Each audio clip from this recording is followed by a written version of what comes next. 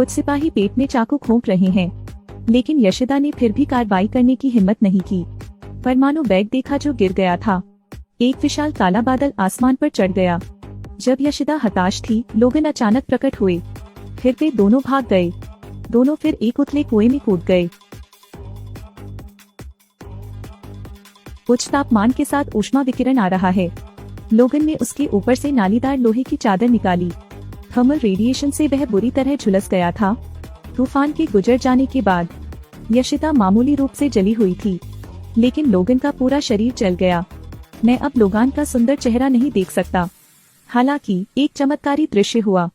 लोगन को उसकी मूल स्थिति में बहाल कर दिया गया है। वर्षों बाद यशिदा वैश्विक फोर्ब्स सूची में शीर्ष स्थान पर रही, लेकिन क्योंकि वह इंसान है, वह मौत का सामना करने वाला है। मृत लोग पैसा खर्च नहीं कर सकते। यशिदा को लोगान की आत्म उपचार क्षमताओं के बदले में अपनी संपत्ति का उपयोग करते हुए देखें, लेकिन लोगन स्वाभाविक रूप से पैसे की कमी नहीं है, इसलिए उन्होंने यशिदा को दृढ़ता से खारिज कर दिया। लोगन को पता चला कि उसके साथ धोखा हुआ है, इसलिए उसने एक रात रुकने का फैसला किया। उस रात जब लोगन सो रहा था, एक महिला ने उसे चूमा। उसके मुंह से नीला धुआं निकला। लोगन ने मूल रूप से सोचा था कि यह एक सपना था। उसने सिगरेट पीने का फैसला किया, लेकिन लोगन कल्पना नहीं कर सकता यह यशिदा थी जो मर गई। लोगन अंतिम संस्कार के लिए रहने का इरादा रखता है। अंतिम संस्कार में जादूगर बड़ा अजीब था। लोगन ने क्षमा की बांग पर टैटू देखा। लोगन तुरंत मारिको को चेतावनी देने गया। अप्रत्याशित रूप से उस जादूगर ने बंदूक निकाली और लोगन को मारा। अंतिम संस्कार का दृश्य अचानक बंदूक की लड़ाई के दृश्य में बदल गया। सब पागल हो गया। गोली लगने के बाद लोगन कभी उबर नहीं पाया। मारिको को बुरे लोगों द्वारा ले जाते हुए देखना, उसके पास ज्यादा सोचने का समय नहीं था। लोगन तुरंत सीधे दुश्मन का सामना करता है। उसने जल्दी से याकूब को हरा दिया। लोगन भी आता है और 2 अन्य याकूबों को मारता है, लेकिन क्योंकि लोगान ने खुद को ठीक करने की क्षमता खो दी थी, इसलिए याकूब ने उसे बहुत टक्कर मारी।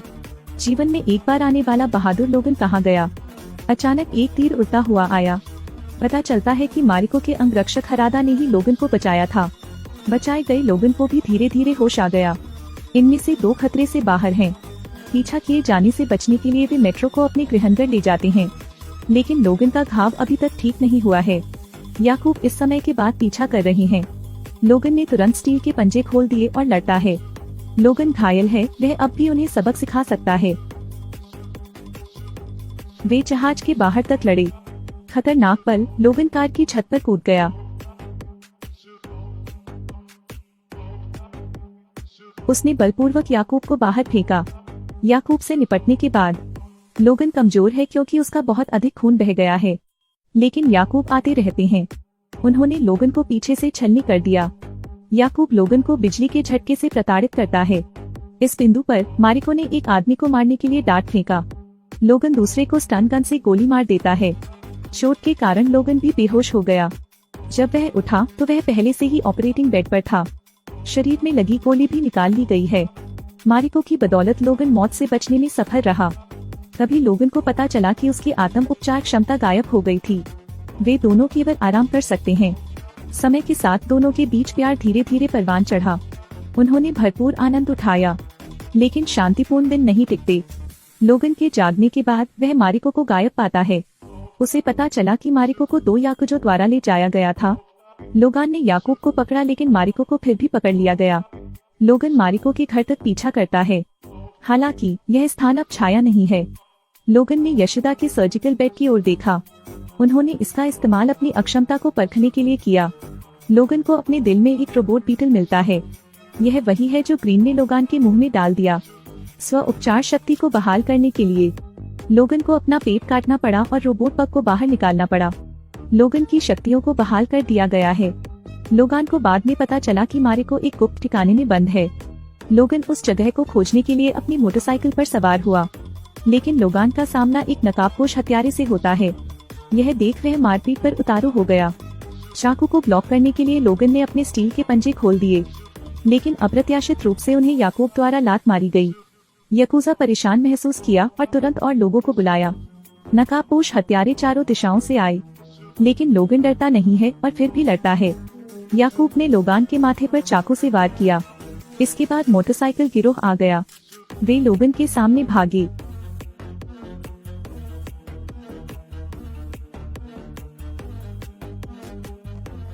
छत पर तीरंदाज भी तैयार हैं। लोगन ने यह देखा और पहले लोगों को बचाने का फैसला किया, लेकिन अविश्वसनीय रूप से उसे गोली मार दी गई थी। लेकिन यह लोगन के कदमों को नहीं रोक सकता।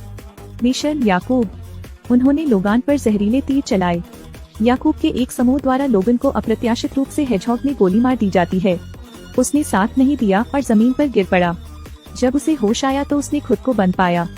ग्रीन, लोगन का दुष्ट शत्रु प्रकट हो गया है। लड़की ने एक गन उगल दी जिसने लोगान को उत्तेजित कर दिया। लोगन को नियंत्रित करने वाली लड़की। उसके बगल में सिल्वर समुराई ने लोगन के स्टील के पंजे काटने के लिए एक तलवार निकाली। मारिको ने तुरंत सिल्वर समुराई को धक्का दिया और रोबोट चेयर को तोड़ दिया। लोगन बंधन से मुक्त है। वह और मारिको भाग गए। लोगन को ब्लॉक करने के लिए सिल्वर समुराई नीचे कूद गया। दोनों में मारपीट हुई और सीधे नीचे गिर पड़े। सिल्वर समुराई अपनी स्टील की तलवार घुमाता है। लोगन उसे रोकने की कोशिश करता है। सिल्वर समुराई ने एक और तलवार लहराई। इसने लोगन के स्टील के पंजे तोड़ दिए। फिर यह उस पर गिरा लेकिन फिर से चूक गया।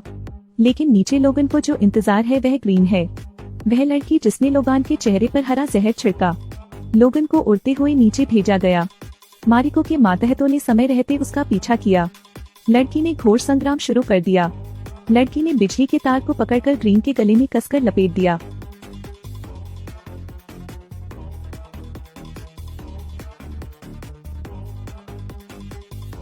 ग्रीन की तत्काल मृत्यु हो गई।